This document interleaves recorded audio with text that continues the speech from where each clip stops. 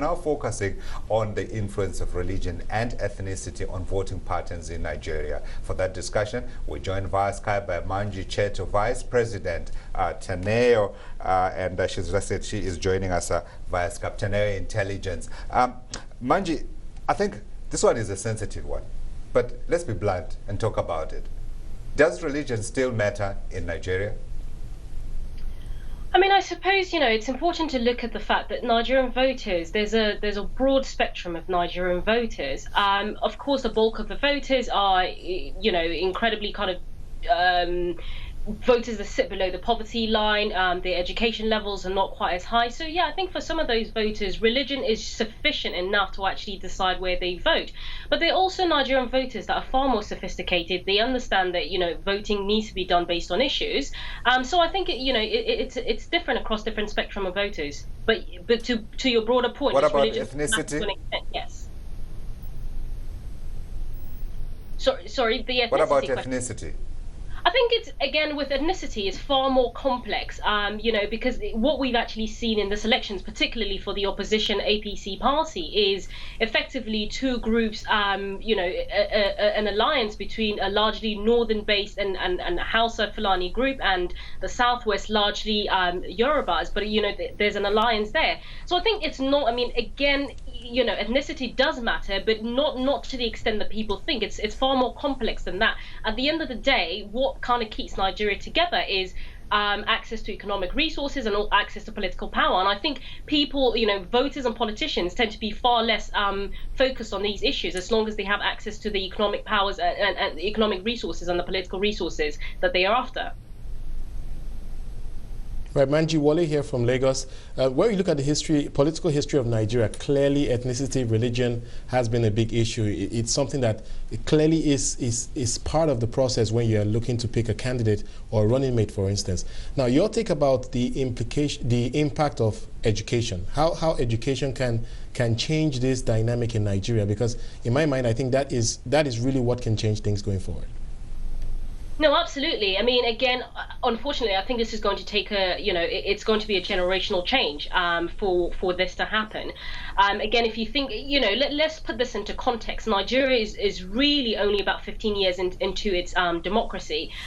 So, it's still a process that a lot of people don't understand. And at the end of the day, people, voters who don't really understand the key issues and the complexity of things like Nigeria's economy and the security situation, for them, the simple answer of ethnicity or religion is sufficient to determine how they vote.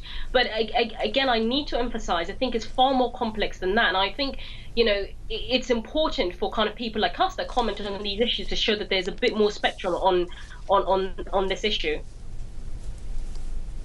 Manji, Esther here. Now, we continue to hear political analysts say that politicians always take advantage of religion, for instance, in order to garner voter sentiment in their favor. To what extent do you see this impacting on Nigeria's voting culture? I think it has been a huge issue, and actually it's been incredibly negative in the campaign season. We've seen very senior politicians, going and campaigning in regions and to voters and talking about ethnicity and religion in a very divisive way. Let's be clear. I think that, religion and ethnicity is important, particularly in an African context. I don't think that, the Africans should be losing those identities, because it's important. It's part and parcel of a broader culture. But it's how these issues are used to be divisive in the elections, and that's really where I think the main issue is. And I think Nigerian politicians, unfortunately, have not been an example. Yeah, and I don't think you can blame them, actually, because when you look across the continent, those patterns are still there, unfortunately. And in many instances, these are also boundaries that were enforced by colonialists. But let's get a conversation now going with Pat Witonam. He's Professor of Political Economy. He joins us on the line for this conversation as well. From what you see, Professor, we've been hearing about this broad Africa narrative, if you like. You hear people speak of, I am an African. And so people are beginning to think first as Africans before they say, I am Yoruba, I am Debele, or I am Zulu. Would that help in an election such as we are having now in Nigeria? Well, I think, by the way, let me say that you've caught me right in the act, because I'm just voting right now. Fantastic. Which one? We will not ask you. We'll not ask you who you're voting for, but we will allow you to vote so that you can talk to us after you have voted. But let's continue the conversation. We'll come back to you. Yes. Are you done? I think that the challenge that we have is the challenge of voter education, and politicians really doing a good job of getting on the issues, and educating people properly. Mm-hmm. In the absence of a clear sense for why to make choice, people tend to move towards more parochial kinds of sentiments to make those choices. Yeah. Now, this really is compounded when politics is very divisive, as unfortunately has been the case in this current Nigerian election scenario, where the tendency was for some who were afraid that they either could not defend their record or could not construct a vision of society that is superior to what was being offered by their opponents, resorted to a lot of talk about ethnicity, about religion, which is very, very emotive and therefore very destructive and can last generations sometimes in terms of the harm that it can do. And there ought to be something, in my view, that penalizes politicians who act in that manner. Right. Professor Otomi Wole here. First of all, just your thoughts about the voting process. Can you just comment on that? You did mention that you're just about to vote. Yes. In fact, as I started talking, I was casting my ballot, so I was in the process of. Well, congratulations for making it. Thank you. All right. So, okay, let's come back to this issue about ethnicity, religion. I think it's ingrained into the culture, the political culture of Nigeria. But how can we change that? Because in my mind, as long as there's poverty, as long as there's a low level of education, it's always easy for the politicians to play on that sentiment. Play that, yeah. In fact, as part of a joke, in the station I had just voted, we had a comedian who was voting with us, Ali Baba. We're all together.